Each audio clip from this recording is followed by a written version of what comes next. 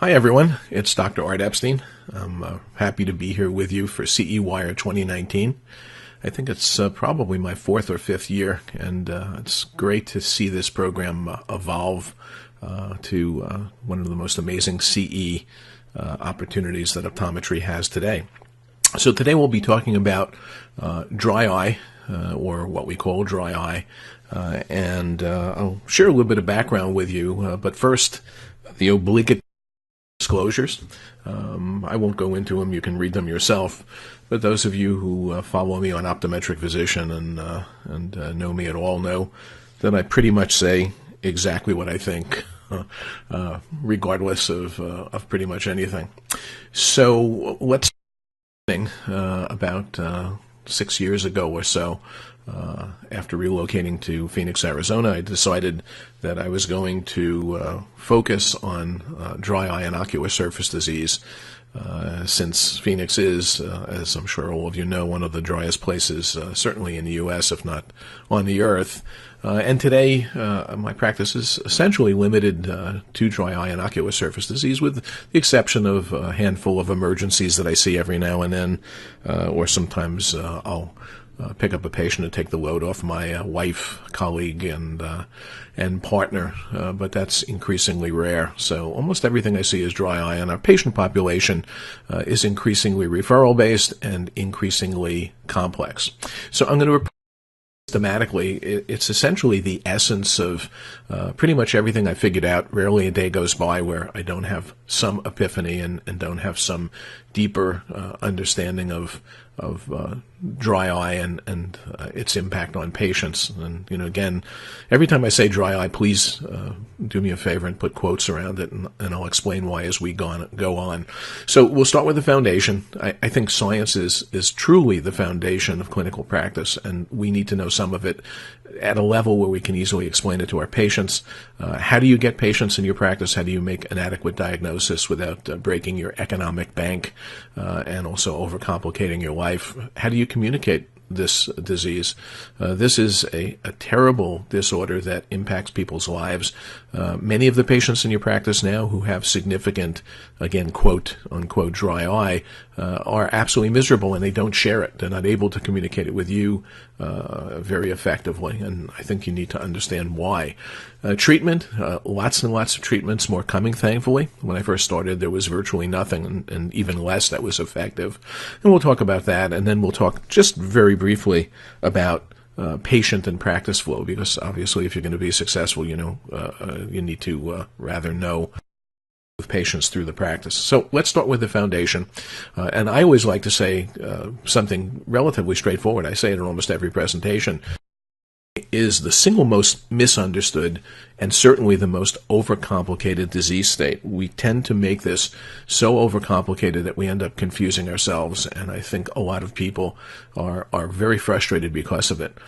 Believe it or not, 4% of the optometric population owns some form of dry eye technology, is involved in dry eye technology. More prescribed dry eye focused medications, but it's shameful that we are so uninvolved in something that is virtually epidemic. And I think part of the reason is we end up confusing ourselves to the point of locking ourselves out of what is an amazing and important opportunity for the profession. So this is the DEWS definition that was published 2017. I was honored to be on one of the DEWS committees. And it's very succinct, and it says, dry eye is a multifactorial disease of the ocular surface characterized by a loss of homeostasis of the tear film and accompanied by ocular symptoms in which tear film instability and hyperosmolarity, ocular surface inflammation and damage, and neurosensory abnormalities play etiologic roles. Now, I'm not going to get into the political aspects of the definition, but I will say that what I have underlined and in red, as I thought about this, and I spent a lot of time reading and thinking about DEWS because it is essentially the guidebook of understanding this disease state, these two things are probably the single most important to understand. The eye struggles to maintain homeostasis. The reason why mankind has been so successful on this planet is because we were able to maintain a stable, functional tear film, which I'll talk about in more detail. And when the systems fail and the tears become unstable, low, that's when we get into trouble. So it's our goal to restore homeostasis. Now, certainly overcomplicate the diagnosis, and we'll talk a little bit about that. There are many ways of diagnosing dry eye. My focus on this is that most of the patients, the vast majority, well over 90% of the patients I see primarily have evaporative forms of dry eye. And I don't really think evaporation is a key. We call it evaporative dry eye. It's really unstable dry eye or tear film instability that's driving it. Because again, the primary focus of the tear film is to allow us to have a stable refractive surface that protects the mechanism, the organ that provides that function. And when we have tear film instability, that falls apart. So aqueous deficient, sure, we see patients who have aqueous deficiency, but rarely do we see aqueous deficiency in isolation. And you can drive yourself crazy with myriad diagnostic approaches, from Schirmer strips to osmolarity to meibography, and some have tremendous value, especially in the more advanced practices, but it's not as you would think. Treatment, again, we have lots of treatments, which is great. The more treatments we have, the better, but needing to understand exactly what you're treating and how to treat it effectively, I think, is the most important thing. And again, DEWS is a tremendous guidebook. It gives us a massive amount of insight into the minds of some of the most brilliant people in the world that focus on various aspects of dry eye. But remember, it's a guidebook, and you need to figure out where you're going and how you're going to get there before you can use the guidebook to give you direction and advice. I wanted to bring your attention to Christophe Baudouin's proposed vicious circle of dry eye, and we'll talk a little bit more about it later, but it's a simpler form which really goes to what I was saying, that this is essentially a cycle of degradation that can occur with entry points in any number of areas. And some of the things are results, like, for example, osmolarity, I think, is a sequelae of tear film instability and dysfunction, and meibomian gland dysfunction is often a cause. And all of those things work, and there are things that are additive. If you look at MGD and the way he guises it in the upper portion of the inner circle, we'll talk more about that. Contributes. So what I start with every single patient is a very simple question: why do we produce tears? The problem is most people think that tears are those little streams of salt water that flow down our cheeks when we get upset or we stub our toe or something of that sort. But the real function of tears, the tears that concern us, are to produce a stable refractive surface and to create a barrier, as much as the skin is a barrier, except in this case it has to be transparent, and it has to be extremely protective, and it has to be functional, versus the reflex tears that people are more familiar with. Reflex tears essentially are an emergency eye wash station that we carry with us, which make perfect sense if we're in a complex but primitive environment and you got something in your eye that scratched your cornea and you got infected. You'd be a one-eyed person and probably not likely to survive very long.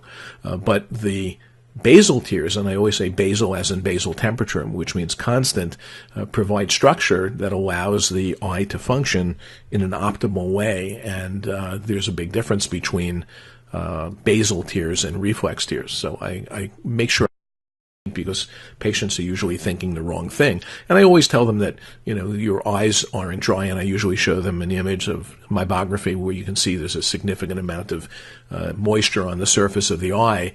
And I always say, very simply, that it's not that you're not making enough tears, it's that the tears that you make don't work properly. It's really tear dysfunction. The Delphi panel got it right. What we now call dry eye, because of historical reasons, really is nothing more and nothing less than tear dysfunction. We're so involved in the aqueous aspects of it. And again, I'm not saying that aqueous deficient dry eye, in quotes, or in that case without quotes, isn't an issue. And certainly in patients with immune disorders, Sjogren's syndrome, they do have a significant component of that. But I don't think I've seen a Sjogren's patient that certainly I can remember that doesn't have a meibomian gland dysfunction aspect to their dry eye, in addition to being aqueous deficient. One pieces of literature, and I think, probably one of the most important contributions that Donald Korb made, and certainly he made a lot of contributions in this and in other areas, is that he recognized the true nature of what we've called dry eye for so many years, and the title gives it away. Dry eye is the wrong diagnosis for millions. And indeed, for the vast majority of our patients, I think we confuse the patient and we confuse ourselves. I think many of us, when we think of tears, think of reflex tears. We don't understand the complexity of the tears, and the complexity is the essence of the problem.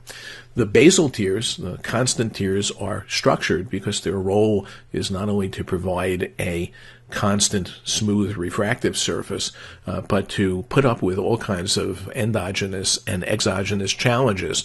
If you look at the lipid layer by itself, it's exquisitely complex. It's one of the most elegant, complex aspects of our body. In fact, the entire tear film is amazingly, breathtakingly complicated. And we see two different types of lipid components. One is nonpolar, the other is polar, and it creates an evaporative barrier, but also creates surface tension, which gives the tear film structure, almost as if a tarpaulin was stretched across the entire tear film. And the phospholipid, the component that allows the tears to stay resident for long periods of time, actually have one end of the molecule that looks like lipid and the other end that looks like water. So it serves as a glue to keep the nonpolar layer intact. It's in terms of its engineering. I usually describe this to patients as I would explaining it to a normal patient in terms of how a house is built, that the tear film has structure. It has a foundation that allows it to stay in place, defy gravity, and all kinds of other challenges. It has something in between, which in the case of the tears is viscoelastic. A house, obviously, studs and sheetrock and so on. And it has an outermost layer, which in the case of a house would be a roof. In the case of the tear film is this complex lipid layer that's constantly being regenerated. One of the things that we really underestimate is the critical nature of the blink. And the blink is absolutely critical to the function of the ocular environment and the ocular surface. The upper lid sweeps down in a reticulated motion, hits the lower lid. You'll notice the lower lid, as the upper lid is squeegeeing off the spent tears, the lower lid moves towards the puncta. You can see the lower lid moving in and out rather rapidly. And this is high-speed photography, of course. And what it's doing is it's pushing the tears towards the drainage areas, which are under active suction. The blink also creates negative pressure in the lacrimal system to remove the tears.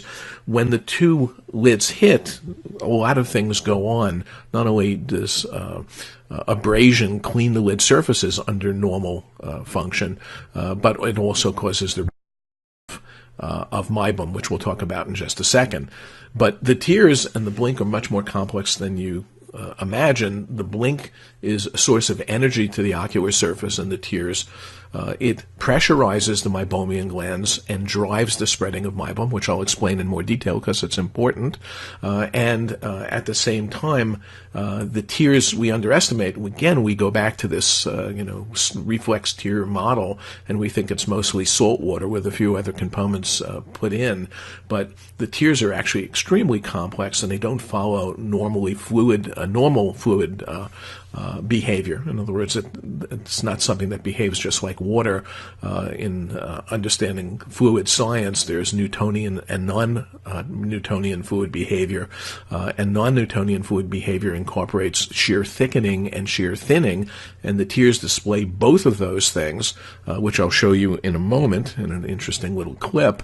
And again, finally, as I mentioned before, the blink tear clearance through active lacrimal drainage. If you look at this image, you see that young guy was, literally bouncing up and down on what looks like concrete, and it is. It actually is functioning like concrete. It's a non-Newtonian fluid made up of cornstarch and water, and when he stops moving and he no longer imparts energy, it doesn't reflect that energy back, and he sinks right into it. And the tear film on the downblink becomes solid and protective, and on the upper lake actually becomes super loose, which is exactly what you want to minimize friction and increase the efficiency of the blink. We forget that the lid is complex. It's complex in a lot of different ways. Getting heat through a thick lid from the outside is difficult, which is why warm compresses don't work particularly well. There's muscle and connective tissue and fat, the tarsal plate, before you get to the meibomian glands. You can get sufficient heat if you provide enough heat on the outside, and some new devices, as I'll discuss, do that. But if you look at the function of the lid, the muscles compress and apply force to the meibomian glands, but the meibomian glands are sealed off by the muscles.